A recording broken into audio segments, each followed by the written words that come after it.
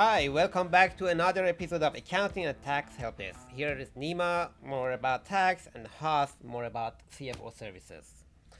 If you listen to the last episode, we talked about the C corporation and S corporation and pass-throughs and benefits of having a pass-throughs. Another pass-through entities is partnership, especially limited liability companies. What's the benefits? What's the disadvantages? Let's talk about it. So we talk about the S corporation. S corporation, as I said, is not a separate legal entities. You can be elected to be S corporation, and it's a pass-through. Another way to have a pass-through income is a partnership. What's the benefits? Let's say I want to have a business, but I'm trying to bring new investors. Every year might be new investors. In that case, S corporation for a pass-through is not a good option because you try to bring new investors, you try to change the ownership every year with a different allocation, with different benefits. So that's the time the partnership is more beneficial and it's manageable. You can specially allocate your income expenses between partners. You can structure the payments based on the operating agreements. So there is more flexibilities if you're planning to have a partnership with the different partners with different interests. If they want to be active or passive partners or just investing, that's the LLC comes. And especially as we talked, if you're having appreciated properties, forget about the S corporation or C corporation. Rental properties, always LLCs. Forget about S corporation, C corporation. One reason we talk about it, the property appreciated, you want to avoid double taxation. The other thing is you cannot take losses against the loan you take. Let's say I buy properties, I put 20% down, 80% mortgage. First year I have 200,000 depreciation expense. I want to deduct it, but it's in excess of my cash I input. If you have an S corporation, C corporation, you cannot take those deductions. But if you're an LLC, that loan gives you basis. You can take the deduction. So rental properties, no questions to ask. LLCs, no S corporation, no C corporation. You have different investors, have LLCs. You want to allocate income differently, have LLCs. What's the disadvantage? LLCs versus S corporation. You pay one of the income you passing through yourself is subject to self-employment tax. That's the problem with LLCs. Let's say again, 100,000 you earn from LLCs. All of that 100,000 is subject to self-employment tax. That's the disadvantage of having LLCs. But at the same time, there are a lot of times that you're better off with LLCs. So my clients are asking, what if I have LLC and I want to change it to the S corp C corp? What's the challenge? Can they do that easily, or what's the issue? Yeah, again, the S corporation it's not a separate legal entity. You can elect it as an S corporation. So you have an LLC, you can keep your LLC for legal reasons and then just elect it to be S corporation. It needs some paperwork, but just the election, you'll be an S corporation, and then that income going forward is not subject to the self-employment tax. So that's the thing about LLCs. You can start with the LLCs, and then if you change your mind, there is always option to be elected to be a S corporation. Any financial threshold, or no? They can just have LLC. No, just about a number of the shareholders. If you're 100 shareholders more, then you don't have that options. But if you're listening to this podcast, your business for sure had less than 100 owners. So You never know. Mark Cuban might listen. oh yeah, he's listening for other reasons, but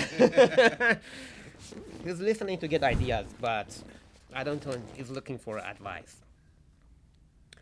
So yeah, we talk about the C corporation, pass-through entities, LLCs, S corporation, advantages, disadvantages. Always it depends on your situation. A lot of times need some calculation because sometimes even the C corporation with all of those things we talk about is beneficial. So we talk about the C corporation, LLCs, S corporation, but at the same time it's everybody's different, situations are different, need some calculation needs to be done, some analysis needs to be done. So that's what I'm here for. So if you have any questions, if you need any help for any decisions, we are here to help and we are here to answer your questions. Please feel free to get in touch with us, and then we'll get back to you, and then we can discuss in details. We can analyze the situation, and we can come up with a plan with the best tax strategy for your business. Now, I would like to Huss to take over the conversation about, again, exciting CFO life and the CFO world. Thank you, Nima. I appreciate you. So in the last two episodes, I talked a lot about cash management, cash conversion cycle. This episode, I want to talk about the reconciliation. You cannot manage your cash or you cannot manage your financial if you don't know the concept of reconciliation. It's a simple word, but it really means a lot. If I want to translate the word in the plain English, you have the bank statement and you have the financial statement. You want to make sure your financial ties to your bank account, and if it doesn't tie, what's the reason? Is the check you cut that you don't, your vendor hasn't cashed yet, or something's wrong in your book? This is really important. You, if the book is not tied to the outsourced documents, your bank statement, your customer statement, your vendor statement, your loan statement, the book is not accurate. And if this book is not accurate, the data is not accurate, and you cannot make a smart decision based on your accuracy of data. It's interesting that you mentioned, because a lot of times the customer or clients, and then they're not accountants, so it makes sense. They are looking at profit and loss. It doesn't look right, but they don't have the reason for not being right, because they don't say, if I have cash, my cash is not right, or my loan balance. So they don't look at the balance sheet. So if your balance sheet item is reconciled and right, the beginning balance sheet is right, the ending balance is right, there is no way your profit and loss will be wrong. Exactly. So as you mentioned, the customers or clients, they always look at the one piece of the financial. They say, okay, this is my income, this is my expenses, the difference is my net income or net loss. But they don't understand the financial is not only one piece. There are three sets of financial. In order your P&L to be accurate, you need to have your balance sheet reconciled to the penny. Basically, your assets, your liability, your equity. They are all has the outsourced document. They have for the equity, you have the agreement between the shareholders. For the assets, you have your inventory account, you have your cash, you have your prepaid schedule, you have your fixed asset. All of them needs to be reconciled. For liabilities, you have your credit card statement, you have your vendor statement. So they all need to be reconciled to the outsourced document. If the balance is reconciled, by default, P&L is accurate. It might be a reclassification. Something went to the supplies expenses instead of the rented expenses. It might be reclassification on the balance sheet, on the P&L. But as a general, your revenue, your net expenses, and your net income accurate by the 90%, 99% accuracy. Then you can make a decision. And based on that, you can define different metrics in your book. You can define, okay, what's my gross profit margin, let's say? What's my profit margin? What's my ROI? These are the things that we're going to talk in the future episodes. But the important part to set up the foundation of your book is to make sure everything is reconciled on the balance sheet side. So if you're a business owner out there, make sure your bookkeeper, your controller, your accountants have the schedule ready for the reconciliation. And there's the other thing that, let's say you get audit. IRS want to audit you, or you want to sell your business and you want to audit. One thing the auditor always asks, where is your reconciliation? And if you don't have it, you're in a deep trouble. So you need to plan for it. If you plan to sell your company in the next 5 years, you need to have the reconciliation ready, and auditor's gonna go back. If you wanna go public, you need to have reconciliation. Everything needs to be reconciled. Yeah, when everything reconciled, the only problem might come to just a misclassification. Like, for example, if you pay for your mistress out of your business, might be recorded as a business expense, but it should have been just the distribution. So when Yeah, everything reconciled, the only problem is going to be between misclassification of the categories. But other than exactly, that, you cannot just say my profit and loss doesn't make sense if everything is reconciled.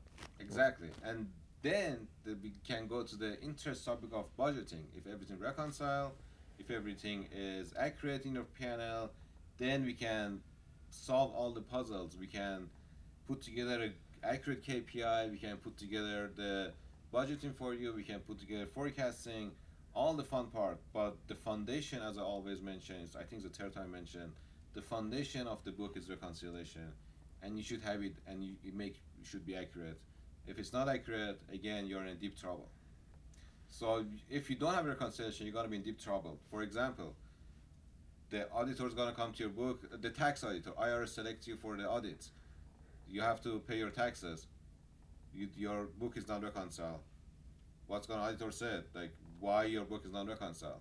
If the book is reconciled, your tax accountant, if your book is not reconciled, then your tax accountant cannot plan for a tax projection accurately. Maybe you took something as a distribution that you need to pay taxes, or maybe you put something wrong in your distribution account that should be on the P&L expense. Uh, so Or you you can reduce maybe taxes. double dip on your expenses because your balance doesn't tie with the bank balance, so you over like double Exactly. enter your I had expenses.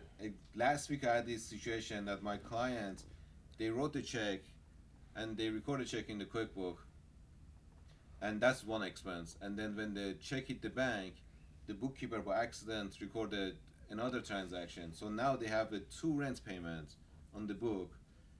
So they reduced they reduced their net income.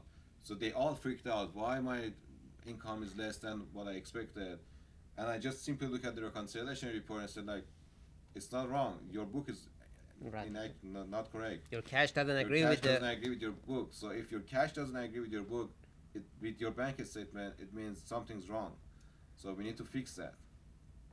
There are scenarios that cash doesn't tie exactly to the bank statement. I need to mention is when you cut the check in January 31st, it's gonna reflect your book, but it's not reflect your bank accounts. So we can account for that, and they are all in the reconciliation report. or for example you wrote a check to somebody and somebody died and we don't know yet. We don't know yet. They're still in the book, but It's a very dark example, but yes, it's in the book, so we need to apply for it. So,